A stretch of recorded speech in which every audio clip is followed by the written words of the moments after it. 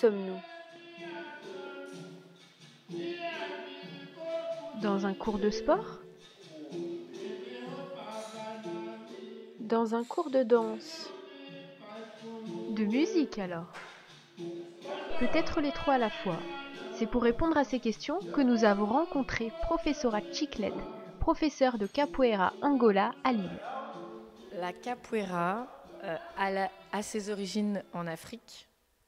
Elle est née, selon moi, au Brésil.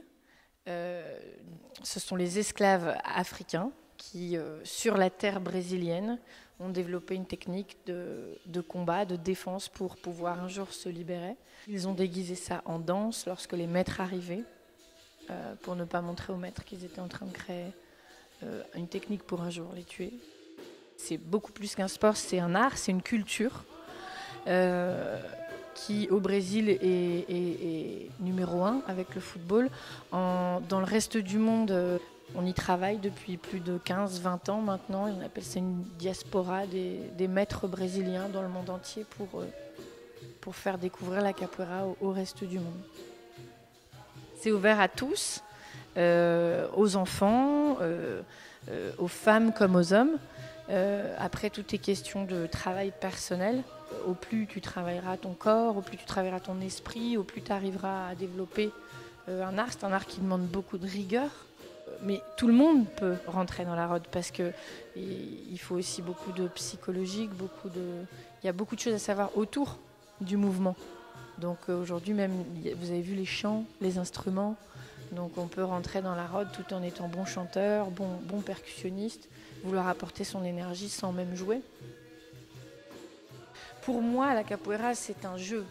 J'ai pas eu cette nécessité de la capoeira pour me défendre et survivre. J'ai la chance de pouvoir l'utiliser comme un outil social, de sociabilisation, de pédagogie pour plein de gens ici en Europe. La timidité, la découverte d'une autre culture, la prise en compte de son corps. Et le jeu, surtout relier les gens avec le sourire. Et ça, pour moi, c'est le plus important dans la capoeira.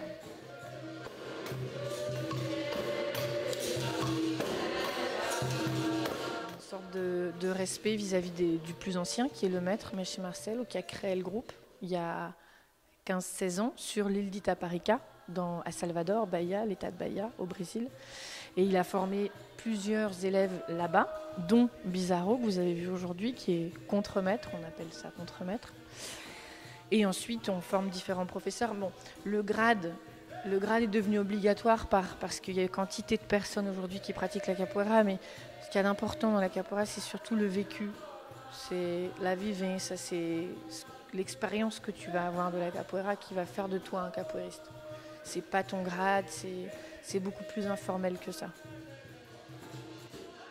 Ayant arrêté la capoeira il y a 1 an, il était temps pour moi de voir ce qu'il restait de ces 3 années d'apprentissage.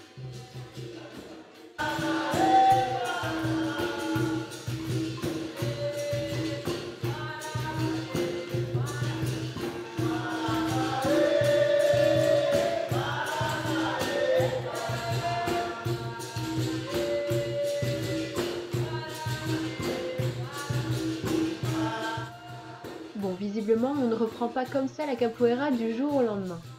La capoeira, c'est au-delà de l'entraînement, c'est ce que je dis, tous les gens me disent que je me couche tôt, que je sors pas beaucoup, mais ça fait partie de mon hygiène de vie. Et je sais que grâce à ça, j'arrive à évoluer en capoeira, j'arrive à maintenir surtout mon jeu de capoeira. Et voilà, il faut un corps, il faut être tonique, il faut un minimum d'abdos pour tenir les mouvements.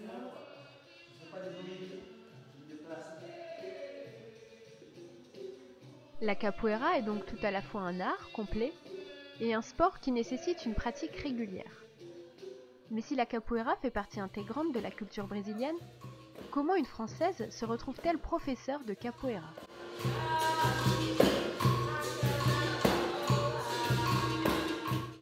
Dans l'université dans laquelle j'ai étudié, j'ai rencontré mon maître, qui est toujours mon maître à l'heure actuelle, qui s'appelle Mestre Marcelo Angola, et qui était au Mexique pour enseigner justement, qui était parti du Brésil pour enseigner à l'étranger. Et j'ai découvert la capoeira au Mexique il y a 15 ans.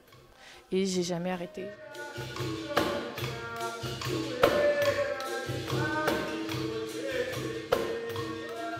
école à travers le monde, elle crée son festival, son événement, et elle invite tous les autres professeurs avec ses élèves à se retrouver. Donc c'est 3 à 4 jours de fêtes brésiliennes, capoeira, échanges.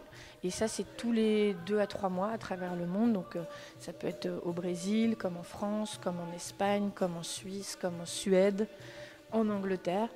Et donc là, le prochain, ça va être en Bretagne. Et le nôtre, ici à Lille, ça va être en octobre.